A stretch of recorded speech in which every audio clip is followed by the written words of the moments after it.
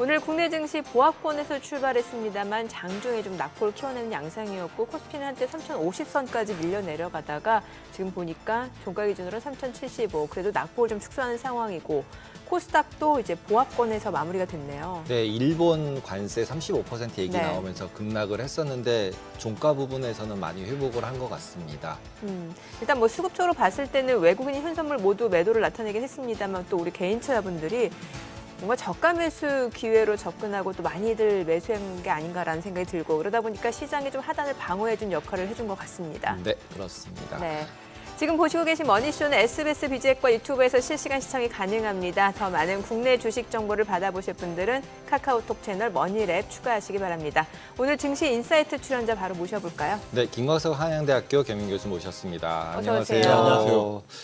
어저께 이제 결국 예산안이 통과가 되긴 됐잖아요. 근데 네. 결국은 50대 50이었잖아요. 그렇습니다. 그러니까 반대표가 나왔다는 얘기고, 그래서 결국 이제 또 그 와일드 카드가 들어가서 한 네. 표 이제 부통령이 이제 행사를 한 거죠. 그러니까 그렇습니다. 예, 그 바람에 된 건데 그러면은 실제로는 이게 완전하게 이제 끝난 건가요? 이 감세안 관련해서 통과가 된 거니까 이제부터 집행이 되는 거고 이제 끝난 네. 거라고 보면 예, 되는 트럼프 건가요? 감세 법안이 최종적으로 통과된 것이다. 이렇게 볼 수 있겠습니다. 그러니까 여러분들 이제 미 의회의 의결 과정을 이제 뭐 익숙하지 않으신 분들께 잠깐 설명을 드리면 저도 이제 테니스 경기를 자주 하는데 이제 40, 5일 때 양쪽이 40이라는 포인트를 가졌을 때 그러면 계속 이거 가지고 싸우기가 어려우니까 마지막 한 포인트 가지고 타이브레이크 경기를 하자 해서 그 타이브레이크 경기를 하는 겁니다.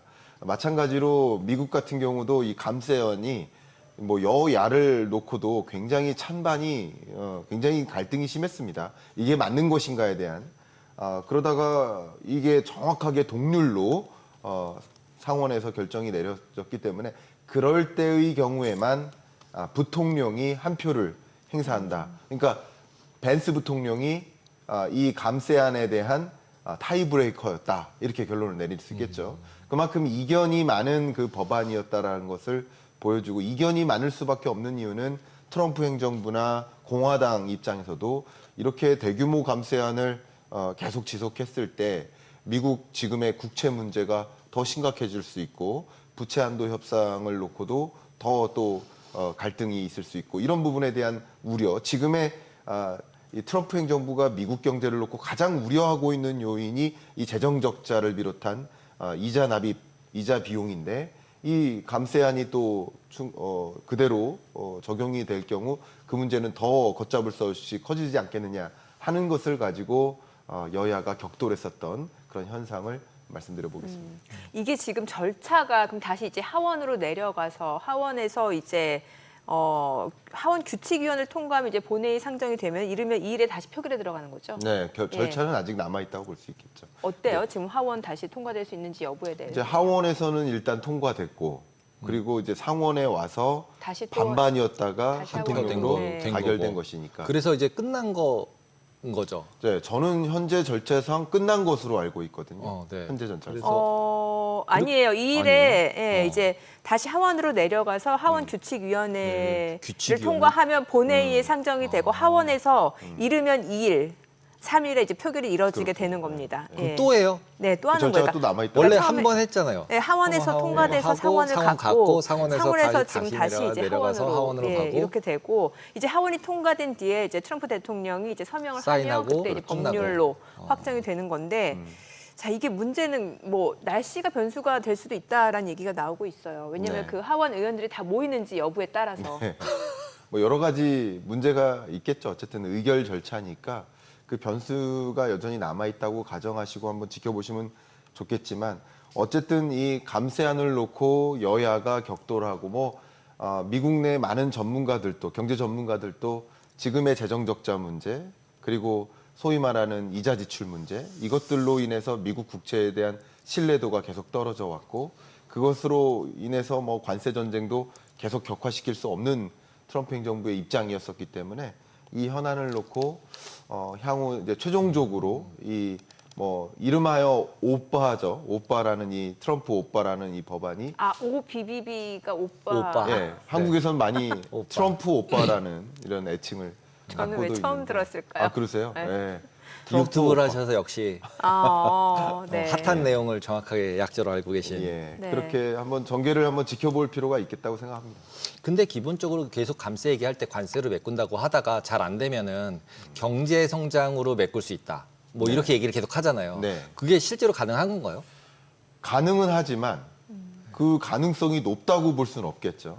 그러니까 마치 그렇게 주장하는 것을 소위 말하는 J 커브라고 할 수 있겠는데, 이제 공화당 또 우리나라로 치면 정치적으로는 민주당보다는 이 보수당 입장에서는 경제 정책 방향을 감세안을 항상 가지고 있죠. 그래서 세금을 면제해 주는 만큼 그만큼 기업들이 더 적극적으로 신규 투자를 단행한다든가 또 법인세를 인하해 주거나 하는 그런 과정에서 상대적으로 미국에서 제조하기 유리한 환경을 만들어 주는 거죠. 한국 법인세율과 미국 법인세율을 봤을 때 다른 여러 가지 것들도 같이 고려하겠지만 법인세율이 매력적이네. 그러면 아무래도 미국에서 제조 비중을 늘리거나 하는 의사결정을 낼 수 있겠죠. 그런 식으로 이 감세라는 그런 정책을 통해서 경제 주체들이 더 적극적으로 경제 활동을 할 수 있도록 이끈다는 측면이고, 이끌면 더 많은 법인세를 물고 많은 또 고용을 창출하니까 또 소득에 기반해서 소비 지출하면서 세금을 내고 이렇게 선순환할 수 있지 않겠느냐 하는 것을 가정하고 기대를 걸고 이 감세 법안을 통과시키려는 의지인 것이죠. 네. 이게 사실 이제 많은 전문가들이 우려하는 부분은 이제 이번 감세안이 통과되게 되면 미국의 재정 적자가 이제 기하급수적으로 늘어난다라는 건데 일명 약간 돌려막기 느낌이잖아요. 네. 예, 카드 돌려막다 보면 이자만 막 내다 보면은 이게 점점 눈덩이처럼 불어나는 네. 그런 거잖아요. 괜찮은 거예요? 네, 그 부분 말씀드리면, 그러니까 우리나라도 이제 국회가 있다면 예. 국회에서 예산 정책처가 있고 그 예산 정책처에서 보통 이런 식으로 정책을 단행했을 때 향후에 세입은 어떻고 세출은 어떨 것인지 네. 이것을 판단하는 기관이 있습니다. 미국도 마찬가지죠. 미국에는 이제 CBO라는 그 예산 정책처, 우리나라로 치면 그런 기관이 있고, 그 CBO라는 기관에서도 이 감세안이 통과됐을 때 그걸 상정할 경우 그러면 세입은 향후 어떻게 시나리오가 있을 것인지, 세출은 어떤 시나리오가 있을 것인지를 이제 계산하는 거죠.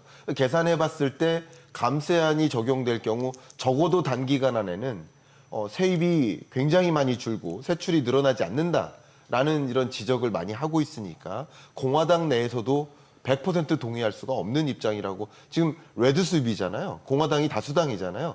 그런데도 불구하고 지금 찬반에서 반반 결정된다라는 것은 공화당 내에서도 이견이 있다라는 것인데, 그만큼 이 감세안, 트럼프 행정부가 가져온 이 감세안이 너무 극진적인 거 아니냐. 물론 트럼프 행정부는 J 커브가 있다. 앞에 말씀드렸던 것처럼 당장은 세입이 줄지만 세금을 감면해주는 과정에서 경제 활동이 더 적극적으로 일어나고 또 많은 국가들로부터 제조 기업들을 미국으로 유치하고 제조를 더 활성화시킨다. 뭐 이렇게 생각하면서 그게 결과적으로는 세입을 늘리니까 괜찮다라는 의견인데, J자를 여러분 그 알파벳 J자를 그려보시면 초반에는 내려갑니다. 네. 그러나 나중에 기하급수적으로 커진다라는 이게 바로 트럼프가 그리고 있는 J 커브거든요. 그런 관점에서 트럼프 입장과 또 다른 반대 입장이 첨예하게 갈리는 것이라고 볼 수 있겠습니다. 근데 이제 어저께 실제로 시장 움직인 거 보면 감세안 통과됐으니까 주가가 좀 올라가야 될 것 같은 느낌이었는데 오히려 이제 AI 관련돼 있는 테크주들, 우리나라 대부분의 투자하신 분들이 엔비디아, 뭐 애플, 테슬라 이런 거 가지고 있는데, 테슬라는 조금 열이긴 하지만 어저께 네. 둘이 싸웠으니까. 근데 AI 주식들이 너무 빠지고 오히려 다우 같은 경우는 또 올라가고 네. 그리고 러셀도 상대적으로 오히려 강세가 됐고, 그래서 뭔가 막 믹스된 느낌이에요. 막 섞여서 이게 호재야 악재야 막 이런 느낌인데, 지금 어저께 시장이 그렇게 막 반대로 움직이는 이유는 뭔가요? 네, 일단은 이것이 시장에 어떤 영향을 미칠지를 그쵸. 한번 또 이 관계를 규명을 해야 되는데, 지금은 계속 미 의회의 결정에 따라서 실물 경제가 어떻게 움직일지를 말씀드린 것이고, 이 실물 경제와 이 주식 시장을 비롯한 자본 시장이 어떻게 연결되어 있는지를 고리를 생각해 본다면, 일단 오빠라는 것을 정말 통과시켜? 그러면 아무래도 미국은 더 많은 국채를 발행하겠네.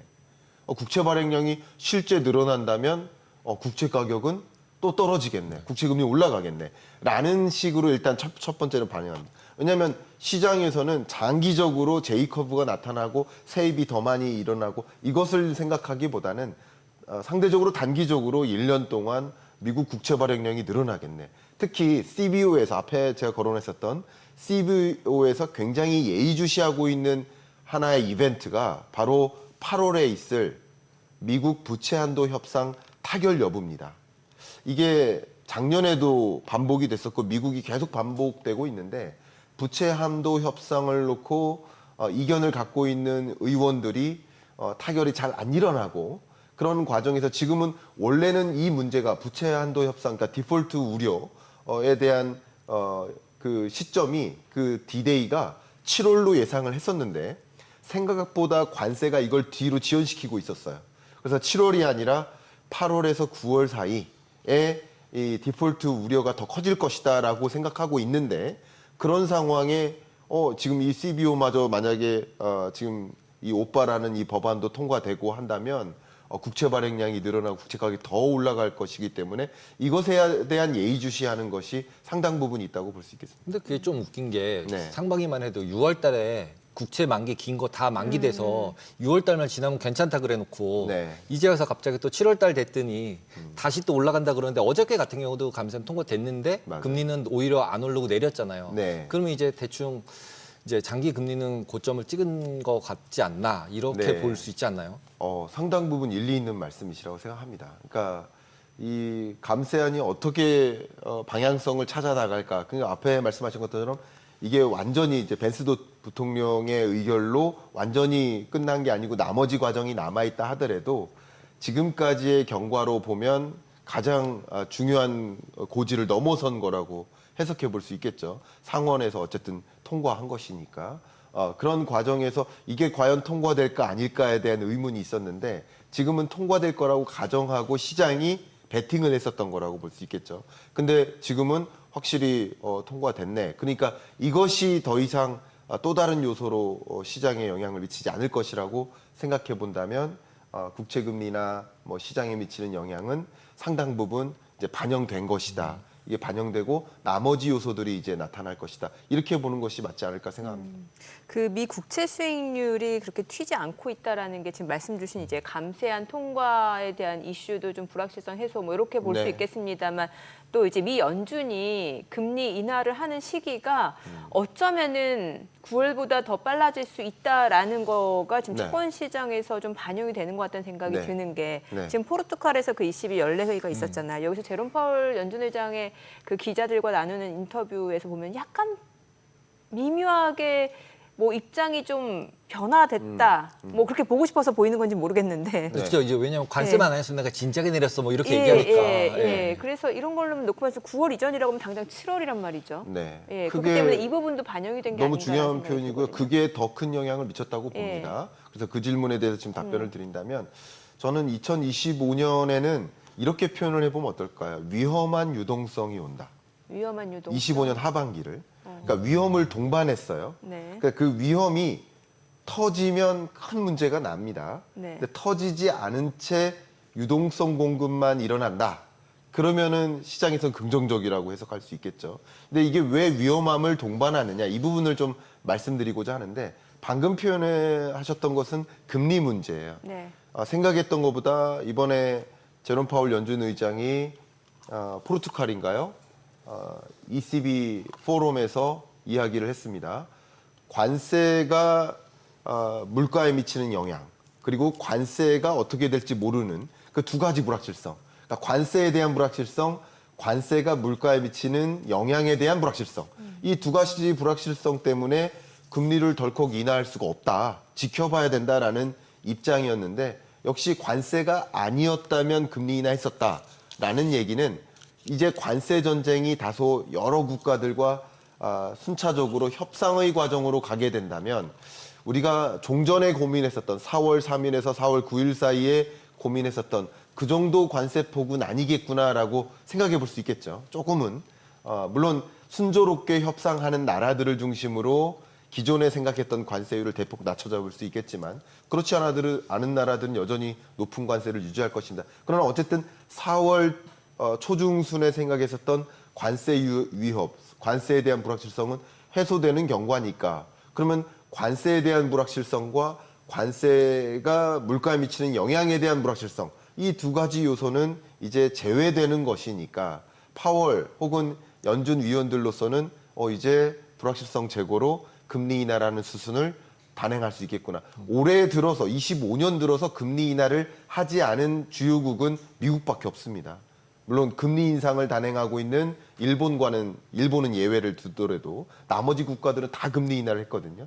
그만큼 미국 입장에서 금리 인하 가능성이 조금 더 올라왔다. 그러면 이제 내일 발표됩니다. 내일 밤 9시 반에 한국 시간으로 미국 고용 지표가 발표되고 다음 주 15일입니다. 7월 15일 날 발표되는 미국 CPI 물가 이 두 가지 지표를 보고 7월 30일 날 금리를 결정하는 겁니다. 이 두 가지가 핵심 지표인데 그 두 가지 지표가 금리를 인하할 만한 사인을 가르쳐준다. 그러면 금리 인하를 할 수 있다는 거죠. 이게 한 가지고요. 나머지 두 가지는 뭐 질문이 있다면 추가적으로 하겠지만 짧게만 말씀드리면 스테이블 코인을 법제화함으로써 많은 기업들이 이제 스테이블 코인을 발행해 나간다라는 것은 채권의 매수, 미국 국채에 대한 매입처로서 작용할 가능성이 높아요. 이것은 채권 금리 하락을 유인하고 유동성 장치로 작용합니다. 역시 마지막 하나가 SLR. 이것도 이제 금융 규제인데 GSIB라고 하는 글로벌 거의 영향력 있는 Systemically Important Bank라고 하는 이 SIB 은행들 40대 은행입니다. 이들에 대한 금융 규제를 완화하는 거예요. 무슨 말이냐? 더 적극적으로 대출해 주거나 미 국채를 매입해도 된다라는 금융 규제를 완화해 주는 장치입니다. 근데 이런 것들이 뭐 스테이블 코인과 SLR과 같은 이런 유동성 공급 장치예요, 이것도. 그러니까 기준금리 인하와 함께 맞물려서 유동성 공급 장치 역할을 할 겁니다. 그런데 이런 것들은 위험이 터지면 더 위험해지는 거죠. 위험하지 않으면 좋겠지만, 그러니까 이런 위험을 감내한 유동성 공급을 적극적으로 한다. 혹은 미 국채를 적극적으로 매입할 수 있는 매입처를 만들어 나간다. 이런 것들이 시장에 좀 긍정적인 기운을 지금 제공해주고 있다 이렇게 평가해 볼 수 있겠습니다. 관세 같은 경우 지금 이제 거의 반영됐다라고 이제 얘기를 대부분 다 하고 있잖아요. 그렇죠. 근데 갑자기 어저께 일본 갑자기 35% 네. 얘기하니까 우리나라 같은 경우 우리나라도 저렇게 얘기하는 거 아니야? 이렇게 네. 되니까 이제 국내 장이 굉장히 급락을 했잖아요, 아침부터. 네. 게다가 지금 끝날 때는 조금 더 반등을 하긴 했지만 그다음에 그런 뉴스가 나오니까 외국인들이 막 팔고 그러니까 막 빠지고. 네. 그러면 관세가 안 끝난 거 아닌가요? 관세가 끝났다고 볼 수는 없습니다. 그러나 관세에 대한 공포감, 관세에 대한 불확실성이 지난 25년 4월 초중순보다 더 격화되진 않는다라는 것이고, 물론 그런 여러 가지 불협화음이 나타날 때마다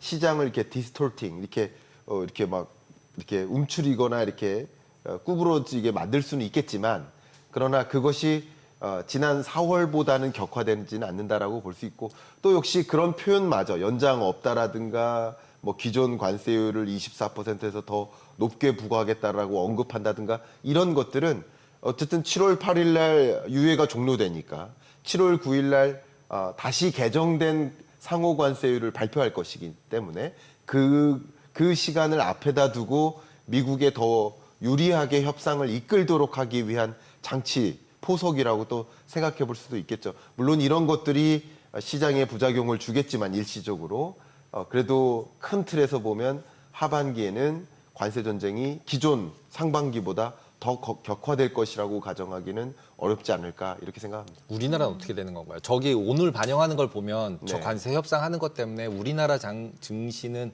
왠지 영향을 받을 것 같은 예. 이런 생각이 드는데 어떻게 왜냐하면 요즘 이제 미장에서 국장으로 가야 이제 지능순이라고 하니까 지금이라도 국장으로 와야 되나 고민하는 분들이 분명히 계시잖아요. 네네. 원래 미장을 주로 했었는데 네. 많이들. 네. 뭐 작은 의견을 하나 드리면 일본을 사례로 들었지만 일본처럼 한국에게도 같은 조건을 요구한다면 미국이 그럼 우리도 일본도 같이 무너지겠죠. 일시적으로라도.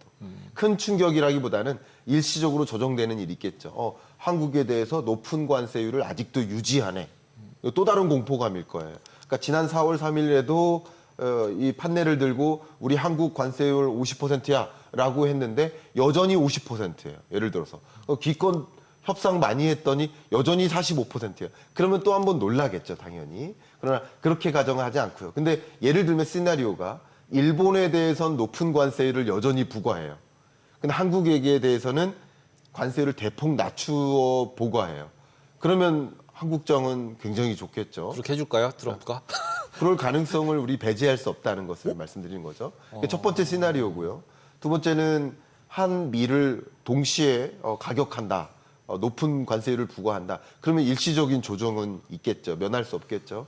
그러나 세 번째 시나리오가 가장 유력하죠. 관세율을 대폭 낮추고 상당히 미국이 요구하는 요구 조건을 들어주는 수순으로 협상을 간다. 그럼 이제 관세는 더 이상 커다란 변수는 아닌 게 되지 않을까. 예를 들어 러우 전쟁이나 뭐 중동 전쟁조차 아직 완전히 끝난 거 아니잖아요. 전쟁 중에 있잖아요. 네네. 그러나 그것이 증시에 영향을 미치지 않듯이 관세 전쟁이라는 것도 그것이 더 격화되거나 하지 않을 경우라 한다면 그것이 증시에 큰 영향을 미치지 않는 수순으로 올 수 있다 이렇게 생각합니다.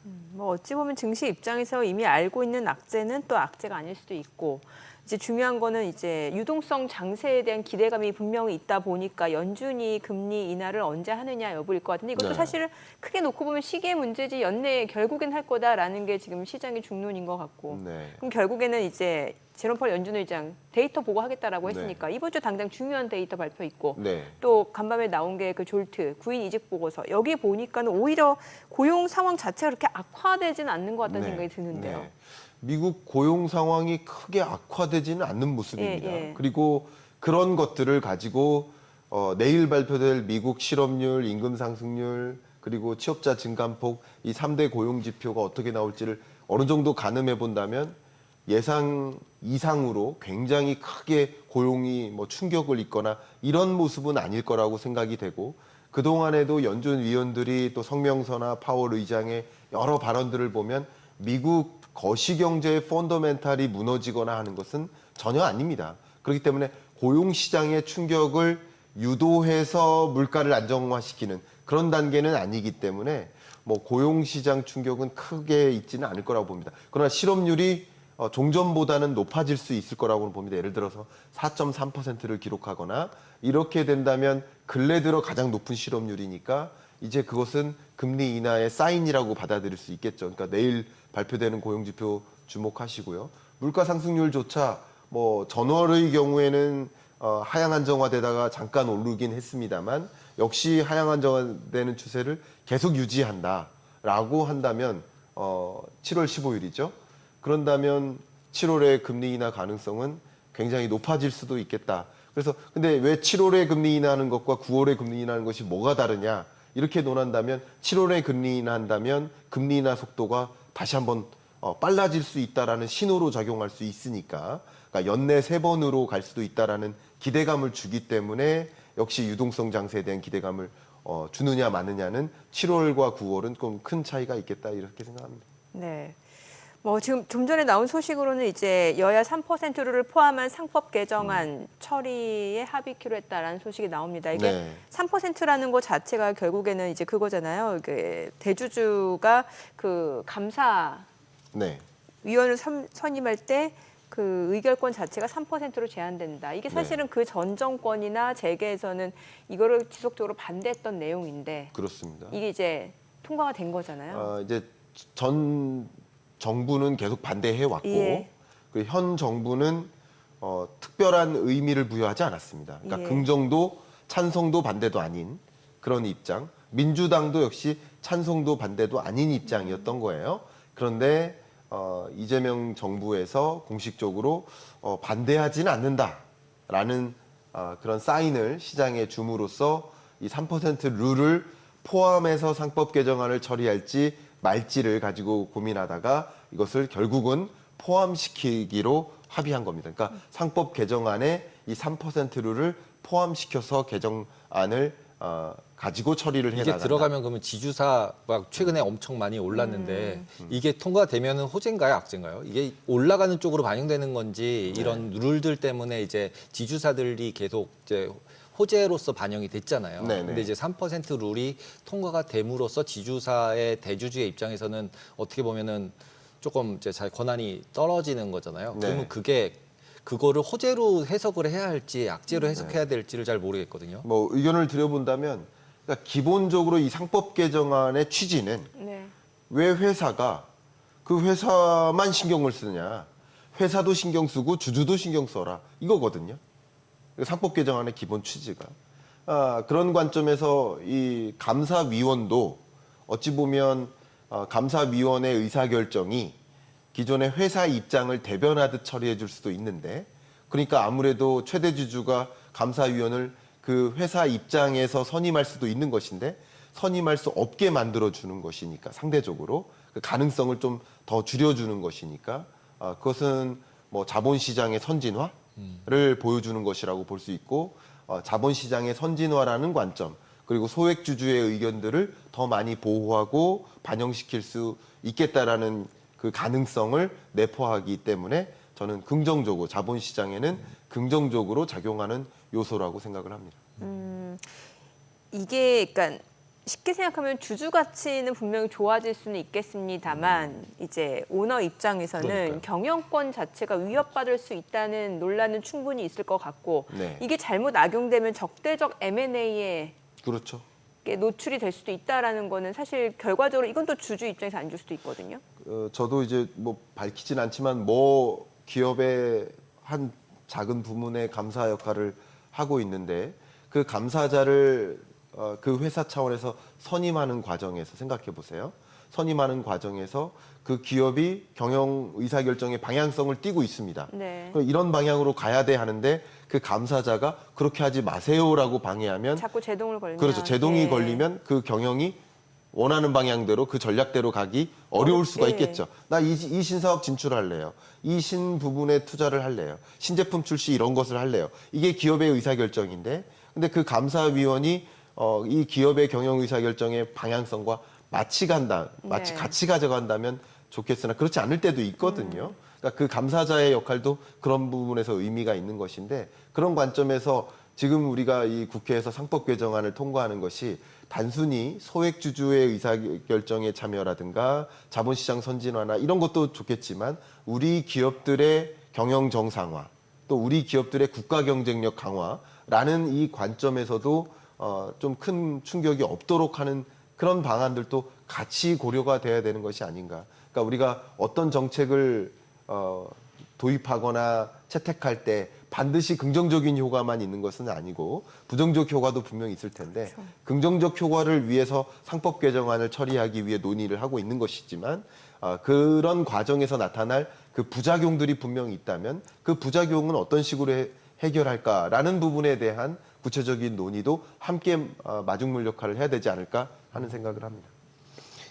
지금 최근에 AI 주식 관련된 게 굉장히 많이 올랐었잖아요. 네. 지금 상법 개정안 같은 경우 해서 지주사들도 많이 올랐고, 그다음에 네. 이제 뭐 방산유나 이런 것들이 우리나라 특히 많이 올랐는데, 네. 특히 이제 AI 관련주 포커스 되면서 SK 하이닉스 같이 많이 올랐어요. 근데 이제 네. 오늘 같은 경우도 결국은 미국에서 AI 관련된 주식들이 내리니까 하이닉스 내리고 삼성전자는 오르고 이런 네. 상황으로 됐잖아요. 그러면은 지금 대부분 우리나라 대부분 이제 주식 가지고 계신 분들이 미국 빅테크 가지고 있거나 아니면 일라이 릴리 뭐 이런 것들을 가지고 있거나 아니면 이제 삼성전자 뭐 하이닉스 이런 걸 가지고 있잖아요. 그러면 네. 이제 지금 이제 한 반기 지났으니까 지금에 와서 뭔가 이제 조금 변화가 생기는 포인트라고 본다면, 네. 지금 금리나 뭐 이런 부분에서 그러면 기존에 수익 났던 주식들을 좀 정리를 하고 좀 덜 오른 주식들로 갈아타야 되는 시기인지 아닌지 이런 것도 좀 궁금하거든요. 예. 명확하게 지금 현재 이 상황에서. 너무 중요한 질문을 주신 것 같습니다. 그러니까 저는 이런 유동성을 이제 수도꼭지에 비유를 해요. 수도꼭지에 수돗물을 트는 겁니다. 근데 그 수돗물을 틀 때 그 수돗물이 어느 컵에 담길까는 또 다른 얘기거든요. 그 수돗물을 다 가져가는 컵이 소위 말하는 주도주라고 볼 수 있겠죠. 그러니까 이 시장적인 측면에서는 긍정적인 사인들이 상당 부분 있다. 거시경제가 좋아진다는 게 아니라 거시경제는 좀 어려워지는데, 그 어려워지는 거시경제를 좀 끌어올리기 위해서 유동성 장치가 같이 만나는 것이다 라고 큰 틀에서 이해한다면, 거시경제적으로는 이렇게 지지부진하고 저성장 고착화가 진행되지만 시장은 긍정적일 수 있다라고 말씀을 드린 겁니다. 근데 이런 국면일 때 주도주의 변화들은 종종 찾아옵니다. 저는 이제 그런 개별 종목에 대해서 분석하는 역할은 별로 안 하고 있기 때문에 네. 해당 부분에 대해서 깊게 의견을 드리긴 좀 부족하지만, 주도주의 변화를 좀 한번 면밀히 주시할 필요는 있겠습니다만, 뭐 저의 의견은 기본적으로 아까 AI 질문 주셨고 우리가 계속 많이 논의하고 있는 방위산업 이야기하고 있는데 이런 주도주, 지금 현재 주도주라고 볼 수 있겠죠. 이 주도주의 역할은 올해 하반기에도 지속될 것이다라고 보고 있습니다. 왜냐하면 실물 경제적으로 봤을 때 산업계에서 지금 온통 방위 산업입니다. 그러니까 그냥 방위비 올려잡는 수준이 아니라 그 방위 산업을 어떻게 첨단화해서 경쟁력을 끌어올릴까에 대한 고민을 하고 있고, 그러니까 방위 분야의 AI의 접목이라든가 이런 것들이 맞물릴 것이기 때문에 지금 말씀하셨던 AI, 그리고 제가 지금 잠깐 코멘트했던 방위 산업, 이런 영역에서 어떤 기업들이 더 첨단화를 이끌어가면서 커가는 쉐어를 더 확보할 것인가, 이 부분이 굉장히 중요한 관전 포인트라고 생각되고, 저는 그 부분을 해결하는 그 기업들이 주도주 역할을 할 것이라고 저는 생각을 하고 있습니다. 네, 오늘 내용 잘 들었습니다. 고맙습니다. 네.